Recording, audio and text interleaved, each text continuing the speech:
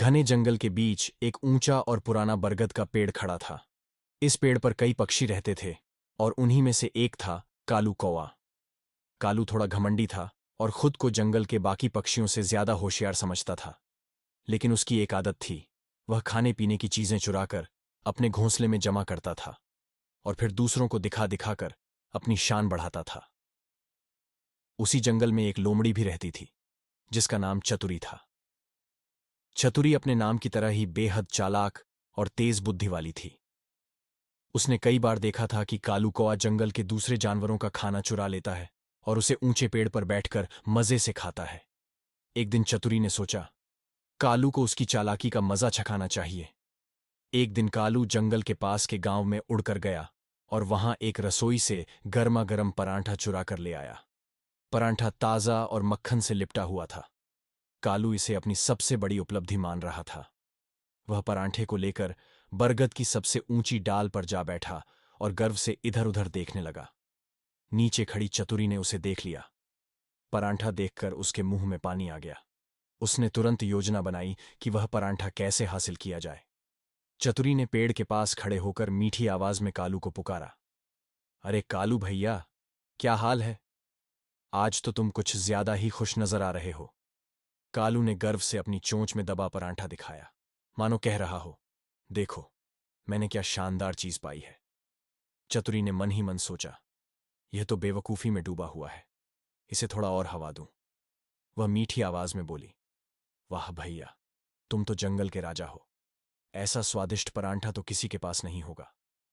लेकिन मुझे तो सबसे ज्यादा खुशी इस बात की है कि तुम न केवल होशियार हो, बल्कि तुम्हारी आवाज भी कमाल की है। कालू ने चौंक कर नीचे देखा। उसकी तारीफ सुनकर उसका घमंड और बढ़ गया। चतुरी ने चालाकी से कहा, भैया, मैंने सुना है कि तुम्हारा गाना इतना मधुर है कि जंगल के जानवर रुककर तुम्हें सुनते हैं। क्या तुम मेरे लिए एक बार गा सकते हो? मुझे अपनी किस्मत पर गर्व होगा अगर तुम्हारी आवाज सुन पाऊं। कालू, जो पहले से ही अपनी चतुराई पर इतराता था, अब अपनी गायकी दिखाने का मौका नहीं छोड़ना चाहता था। उसने सोचा, अगर मैं गाऊंगा तो यह लोमड़ी और भी प्रभावित हो जाएगी। कालू ने अपनी चोंच खोली और कांव कांव की जोरदार आवाज निकाली। लेकिन जैसे ही उसने चोंच खोली, परांठा नीचे गिर गया। चतुरी ने बिजली की फुर्ती से परांठा उठाया और भागने लगी। कालू ने यह देखा तो गुस्से से कांव कांव करने लगा। वह उड़कर चतुरी के पीछे गया और चिल्लाने लगा, रुको! वह मेरा परांठा है, तुमने धोखा दिया। चतुरी रुक गई, पर उसकी चालाकी अभी खत्म नहीं हुई थी। उसने मुस्कुराते हुए कहा, कालू भैया, धोखा मैंने नहीं दिया। तुमने खुद अपनी मूर्खता से अपना खाना गंवाया है। मैंने तो बस तुम्हारी तारीफ की थी। कालू को अपनी गलती का एहसास हुआ। वह शर्मिंदा होकर बोला, तुम ठीक कह रही हो, मैं अपनी तारीफ सुनकर ही बहक गया। चतुरी ने परांठा खाते हुए कहा, भैया, अगली बार ध्यान रखना कि हर तारीफ सच्ची नहीं होती। जो लोग ज्यादा तारीफ करते हैं वे हमेशा तुम्हारा भला नहीं चाहते।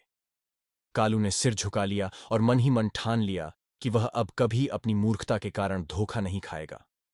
चतुरी परांठे का आनंद लेते हुए जंगल में गायब हो गई और कालू अपनी गलती से सीख लेकर उड़ गया। इस घटना के बाद वह कभी भी झूठी तारीफों में नहीं फंसा।